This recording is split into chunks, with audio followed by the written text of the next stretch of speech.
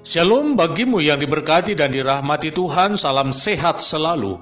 Kembali kita berjumpa dalam edisi Renungan Pagi Penyejuk Iman. Tema pagi ini, yang mendengar firman, dialah yang menang. Untuk layan firman, mari kita berdoa. Ya Tuhan, kami bersyukur atas kehidupan yang Engkau anugerahkan, dan kami hendak mengisinya dengan firman-Mu. Kuasa Roh Kudus-Mu bekerja memampukan kami untuk mengerti firman-Mu. Di dalam nama Tuhan Yesus kami berdoa. Amin. Firman Tuhan hari ini, Yosua pasal 5 ayat 15 demikian. Dan Panglima Bala Tentara Tuhan itu berkata kepada Yosua, "Tanggalkanlah kasutmu dari kakimu, sebab tempat engkau berdiri itu kudus." Dan Yosua berbuat demikian.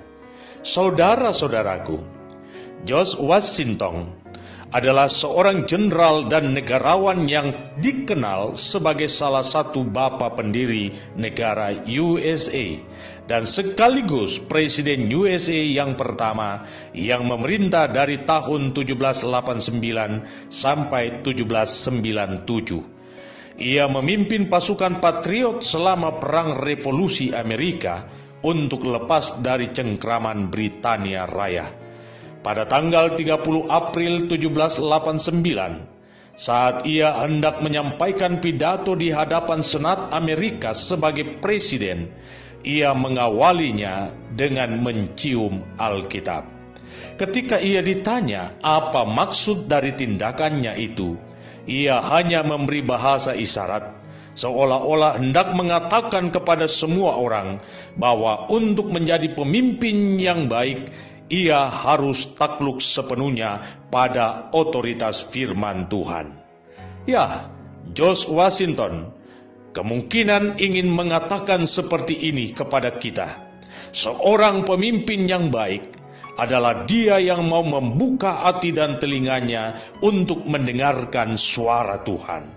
Itulah sebabnya, maka Alkitab yang dicium oleh George Washington kemudian digunakan dalam upacara pelantikan beberapa presiden USA lainnya, dan di kemudian hari untuk setiap pejabat yang dilantik pun diwajibkan mengucapkan janji dengan meletakkan tangan di atas Alkitab.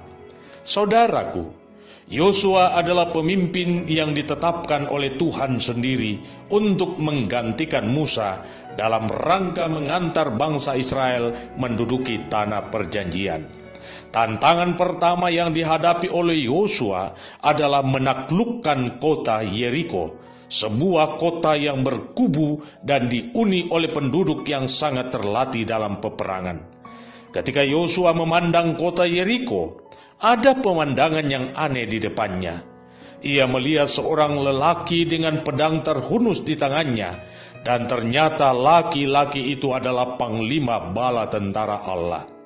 Mengetahui akan hal tersebut, Yosua pun menyatakan hormat dengan sujud menyembah. Sikap yang ditunjukkan oleh Yosua hendak menegaskan bahwa ia adalah seorang pemimpin yang sangat peka akan kehadiran Allah, dan ia siap untuk melakukan apapun yang disuruhkan kepadanya. Pengenalan yang benar akan Tuhan telah memimpin Yosua pada penyembahan dan pengudusan, sehingga di hadapan Tuhan ia harus menanggalkan kasutnya sebagai bukti ketaatannya pada apa yang difirmankan Tuhan kepadanya. Yosua mendapat jaminan penyertaan Tuhan karena ia mau mendengar dan melakukan firman Tuhan. Tidaklah salah, saudaraku, jika kepada umat Israel sebelum mereka menjejakkan kaki di tanah perjanjian, Musa telah menyampaikan pesan ini sebagaimana yang dicatat dalam Ulangan pasal 28 ayat 1 dan 2.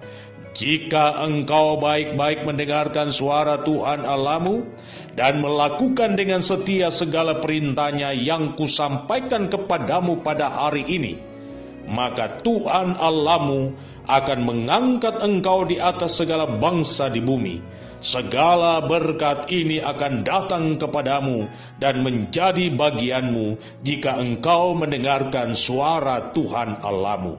Iya, Tuhan Yesus sendiri telah bersabda dalam Lukas pasal 11 ayat 28 demikian, yang berbahagia ialah mereka yang mendengarkan firman Allah dan yang memeliharanya. Inilah yang hendak saya tegaskan kepada Anda. Jika Anda merindukan hidup Anda mau diberkati, maka sebelum beraktivitas, awali hari Anda dengan membaca dan merenungkan firman-Nya.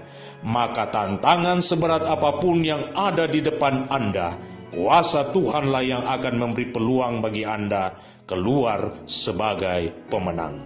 Selamat memaknai kehidupan imanmu. Tuhan Yesus memberkati.